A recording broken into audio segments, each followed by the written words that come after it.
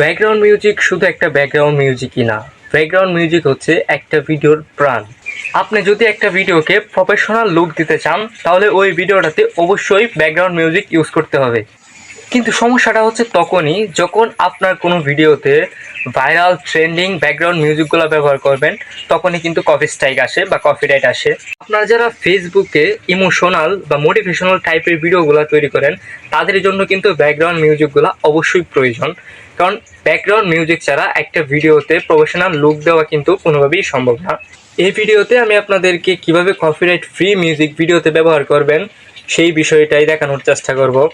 আমি এই ভিডিওটা আপনাদেরকে দুইটা স্টেপে দেখানোর চেষ্টা করব। প্রথমটা হচ্ছে থটস অফ বিল্লাল ভাই যেভাবে ব্যাকগ্রাউন্ড মিউজিক ব্যবহার করে ওই বিষয়টা আপনাদেরকে দেখানোর চেষ্টা করব।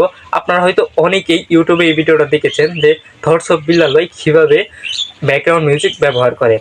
আমি আপনাদেরকে এই ভিডিওটাই দেখানোর চেষ্টা করব, কিন্তু থটস অফ বিল্লাল ভাই কিন্তু এখানে একটা বিষয় গোপন রেখেছে যেটা আমি আপনাদেরকে তুলে ধরার চেষ্টা করব।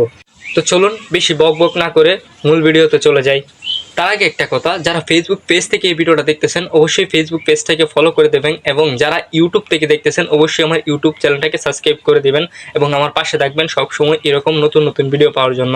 কারণ আমি আপনাদেরকে সবসময় নতুন কিছু দেওয়ার চেষ্টা করি, কারণ আমিও একজন নতুন ইউজার, আমিও এই ধরনের সমস্যার সম্মুখীন হয়েছি। আমি চাই আপনারা যেন এই ধরনের সমস্যার সম্মুখীন না হন। তো চলো শুরু করা যাক। তার আগে এই ভিডিওটা দেখুন। এই ভিডিওতে আমি ব্যাকগ্রাউন্ড মিউজিক ইউজ করব। সো ব্যাকগ্রাউন্ড মিউজিক ইউজ করার জন্য আমি ইউটিউব থেকে করব। আমি নো কপিরাইট সার্চ করব না। আপনারা সবাই জানেন যে আমি একটা ব্যাকগ্রাউন্ড মিউজিক সিলেক্ট করে রেখেছি। ব্যাকগ্রাউন্ড মিউজিক হচ্ছে এটা। আপনারা অনেক পরিচিত। ওকে, সো আমি এটাকে কি আমি ডাউনলোড করব না। আমি এটাকে যে প্রসেসে ভিডিওটা করব, রেডি করব সাউন্ডটা, সেটা হচ্ছে আমি প্রথমে আমার যে ফোন আছে এই ফোনে মাইক্রোফোন অন করব এবং আমি সাউন্ড রেকর্ড করব। স্ক্রিন রেকর্ড এটাকে বলে। স্ক্রিন রেকর্ড থেকে ভিডিওটা আমি সরাই দিব, যে সাউন্ড আমি রাখবো। আমি কিভাবে আছি দেখাচ্ছি, দেখেন আমি মাইক্রোফোন অন করে রেখেছি। ওকে, এটা আছে। সো আমি এখন চলে যাচ্ছি ভিডিওতে। আমি মাইক্রোফোন অন করলাম, স্ক্রিন রেকর্ড আমি অন করছি। Start recording. সো রেকর্ড শুরু হয়েছে। আমি রেকর্ড করতে সাউন্ড কম হচ্ছে। 5 সেকেন্ড হয়ে গেছে, আমি এটা স্টপ করব। মানে 5 সেকেন্ড আমি অলরেডি রেকর্ড। এখন আমি সাউন্ডগুলো সবগুলো অ্যাড করলাম। লোড দিয়েছি, আমি সাউন্ডগুলো আলাদা করব। দেখতেই পারছেন থটস অফ বিল্লাল ভাই কিন্তু এইভাবে ব্যাকগ্রাউন্ড মিউজিক ব্যবহার করে। এখন কথা হচ্ছে থটস অফ বিল্লাল ভাই একটা বিষয় গোপন রেখেছে, চলুন আমি সেই বিষয়টা আপনাদেরকে দেখিয়ে দিচ্ছি। আপনাদের সুবিধার্থে ভিডিও রেকর্ডিংটা আগেই ইউটিউব থেকে করে রেখেছি। আমরা যারা মূলত কন্টেন্ট নিয়ে কাজ করি তারা সবাই কিন্তু ক্যাপকাটের সাথে পরিচিত, তাই আমি আর নতুন করে দেখালাম না কীভাবে ভিডিও রেকর্ডিংটা অ্যাড করেছি। তো চলুন আমি আপনাদেরকে দেখাই যাচ্ছে সেই গোপন বিষয়টা কি। আমরা ভিডিওতে মূলত যে ব্যাকগ্রাউন্ড মিউজিকটা ইউজ করেছি সেটার উপর ট্যাপ দিয়ে একদম ছোট ছোট করে কেটে নেবেন।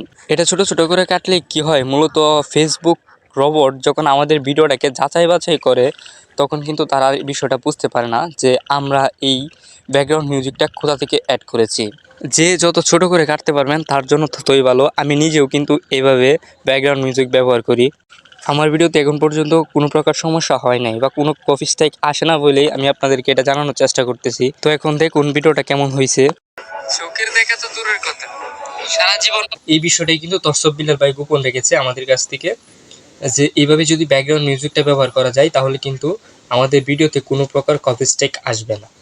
ভিডিও শুরু করার আগে আমি আপনাদেরকে একটা কথা বলেছিলাম যে আমি এই ভিডিওটা আপনাদেরকে দুইটা স্টেপে দেখানোর চেষ্টা করব। ভিডিওটা অনেক লম্বা হয়ে যাওয়ার কারণে আমি আপনাদেরকে দ্বিতীয় স্টেপটা এই ভিডিওতে দেখালাম না। আমি পরবর্তী ভিডিওতে আপনাদেরকে ওই দ্বিতীয় স্টেপটা দেখিয়ে দেবো ইনশাল্লাহ। সেই পর্যন্ত সবাই ভালো থাকবেন, সুস্থ থাকবেন।